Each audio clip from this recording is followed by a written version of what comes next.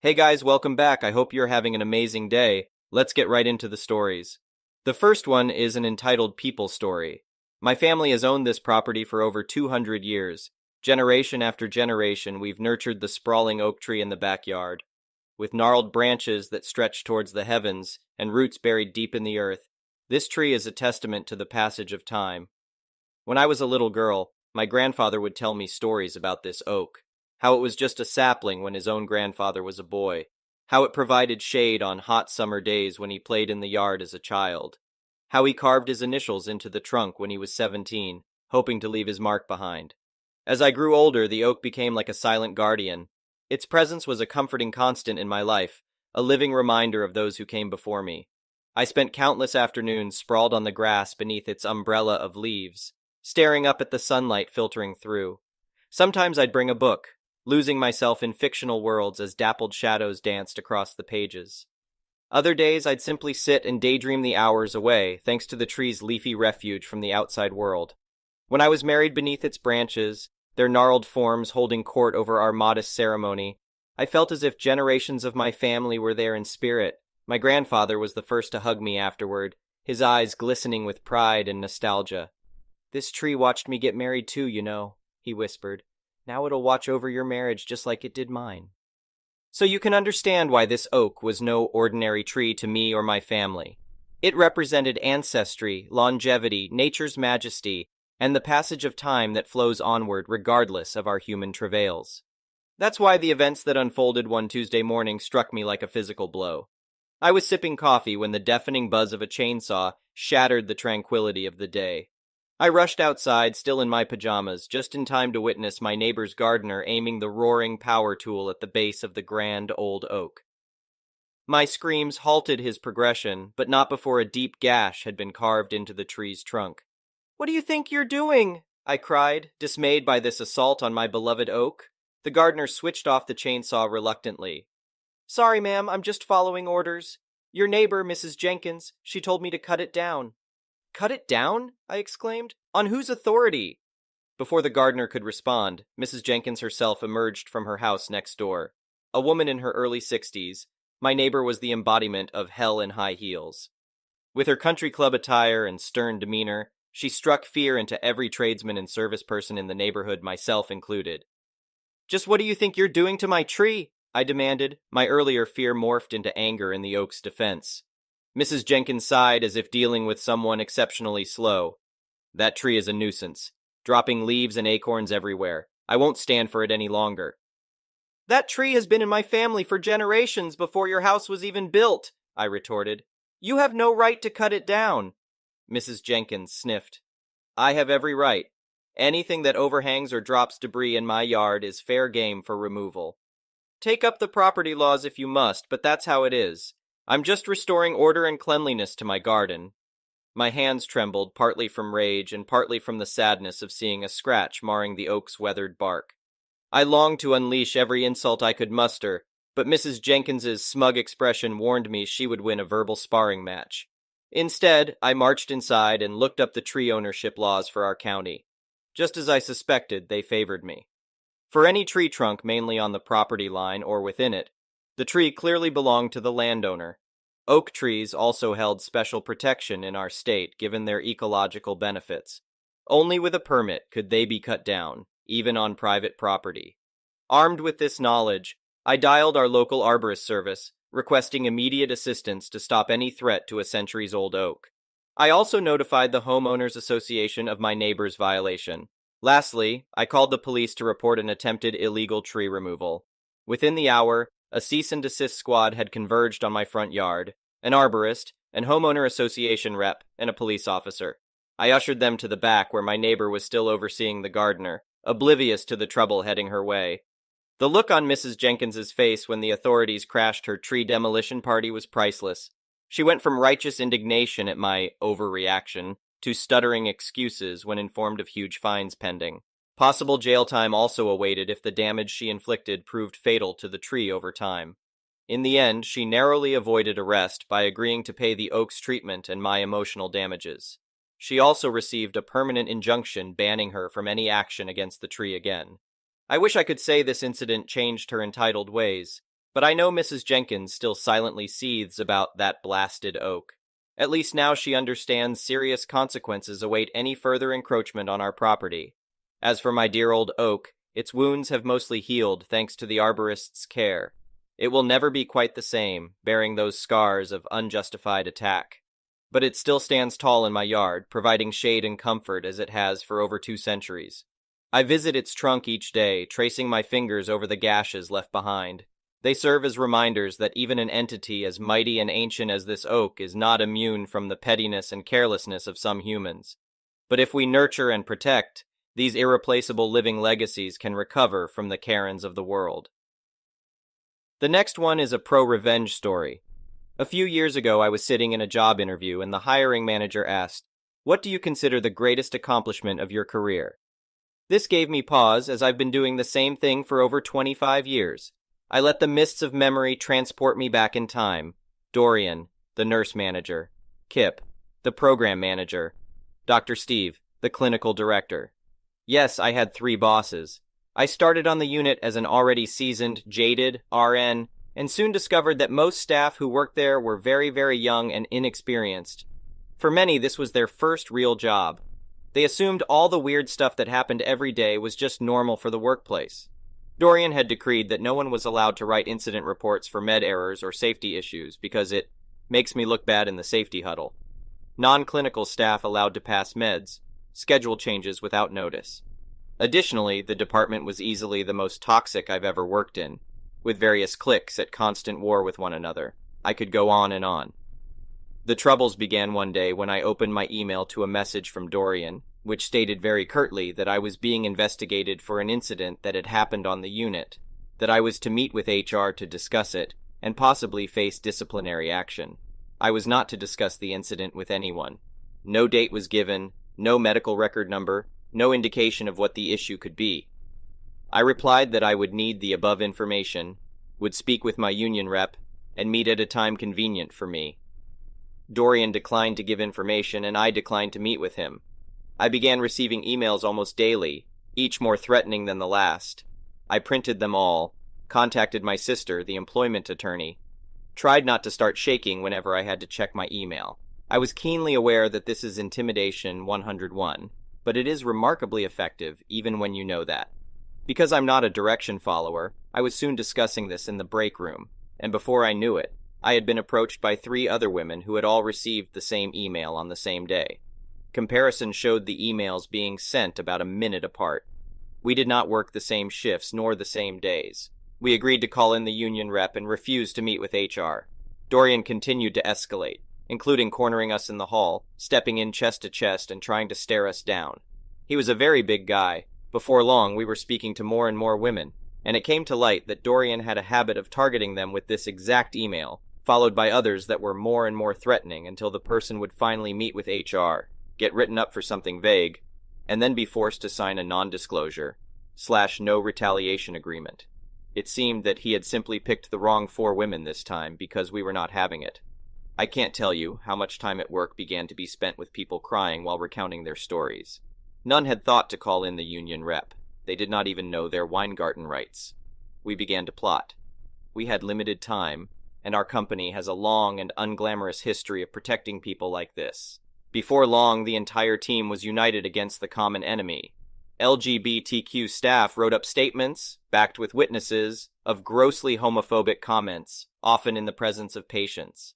Staff who were immigrants made statements about racial slurs.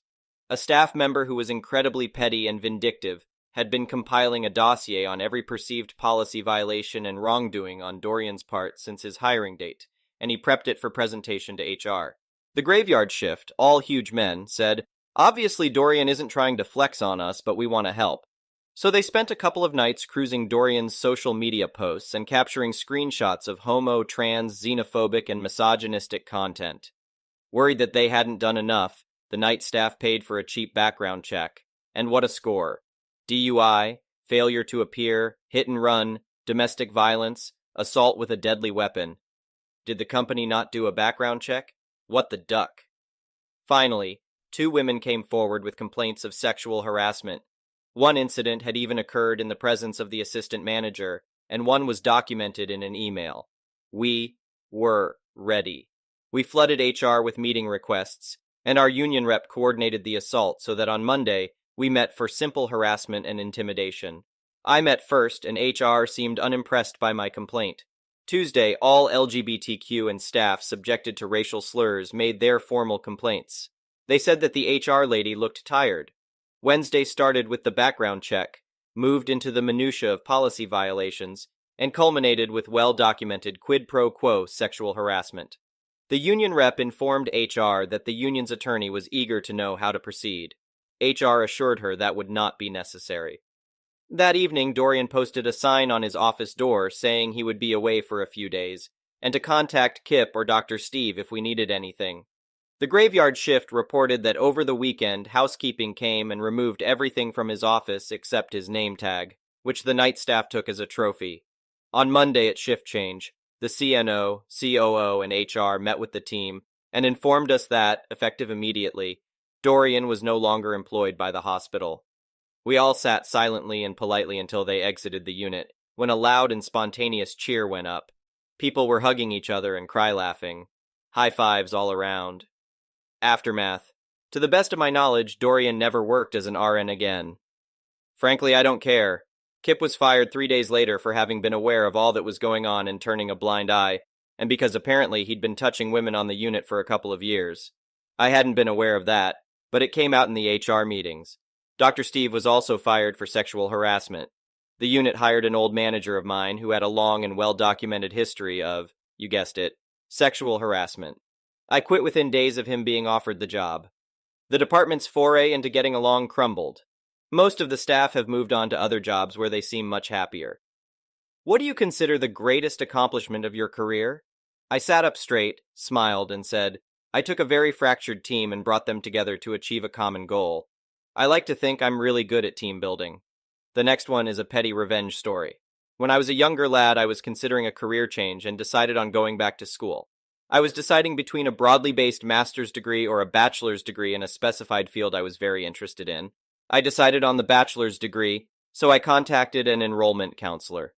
After a transcript analysis, I had a good chunk of prerequisites left to complete if I was going to attain the aforementioned bachelor's degree, even though I already have a bachelor's. In fact, due to the prerequisites, the master's would take only 1 year while the bachelor's would take 2 foolishness. I know. Welcome to the university system. Around this time, I noticed that many of the classes in the master's coursework are just the upper-level versions of the prerequisites I was missing in the bachelor's degree. To illustrate, one of the prerequisites was something like M101, Intro to Marketing, and the master's coursework was M201, Advanced Marketing. In fact, almost every class in the master's coursework had a corresponding prerequisite at the bachelor's level. Since I have no interest in Marketing 101, an idea occurred to me. What if I could simply get the master's degree and have all those upper courses count down towards my bachelor's level prerequisites, and kill 2 birds with 1 stone? I immediately sent an email to my enrollment counselor, then got on the phone and spoke to a university representative. Over the phone, they told me no, none of the courses would transfer down. Fine, not the answer I want, but at least an answer. Just after hanging up, my enrollment counselor sends me an email stating that all the courses in the master's would transfer down and would almost completely wipe out the prerequisites of the bachelor's degree. So, 2 degrees in 2 years roughly speaking. Elated but confused, I set up a call. On the call, I told the counselor my experience with the prior representative and explained to her that I was concerned about receiving conflicting information. My exact words on the call were, I think my fear is that I will get through the master's and have someone tell me that the first person was right all along and that none of the courses will transfer down. She assures me that will not be the case, and sufficiently convinces me, so I enroll in the master's degree. Fast forward to after I complete the master's degree. Sure enough, my continuing education enrollment counselor tells me that none of the courses will transfer, and I am back at square one. I calmly tell him there must be a mistake and send him the emails from my previous enrollment counselor, to which he responds that he is sorry, but there is nothing he can do. To say I was furious is an understatement at this point, but I kept my cool. I told him that I was frustrated and that I would be happy to take 1/2 off of a semester of college in compensation for the mistake. After all, I am getting a master's degree, which isn't nothing. He says he will take it up the chain. I receive a call from him a few hours later, and he stated he was very happy to offer me $150 off of my next semester's tuition. I politely told him that was a percent of the total tuition, and frankly that offer was offensive. He gets me on the phone with his boss, Karen, not her real name. Karen seems completely unfazed that I have a paper trail from a university representative stating something that is completely false that caused me to spend thousands upon thousands of dollars. Fine, whatever. In addition to this, she decides to be condescending to me. Big mistake, Karen. At this point, I am angry. Really angry, but holding it together. Well, Karen, this means war. Karen tells me very condescendingly that $150 is the best they can do, then asks me ever so politely if I would like to enroll in the bachelor's program. No, Karen, I would not. I calmly told Karen that I was giving them the opportunity to do the right thing, and that I really didn't want to be the bad guy. I told her that all I wanted was a 1-2 off of one semester, which seemed completely reasonable considering they had just wasted significant amounts of my time and money. No dice. Karen is adamant that there is nothing else to be done. Again, I calmly tell her that I don't want to be the bad guy, but I will. No dice. Sigh. I choose this moment to tell Karen that I sit on the board at a small community college, that I have all this in writing, that I will be filing a complaint, and that I will be going to both the state and their accrediting body to launch an investigation. She falters slightly, but sticks to her guns. Sigh, okay, Karen, I do all the aforementioned and, shockingly, receive a call from George, the VP, or director, not sure, of their compliance department within 24 hours.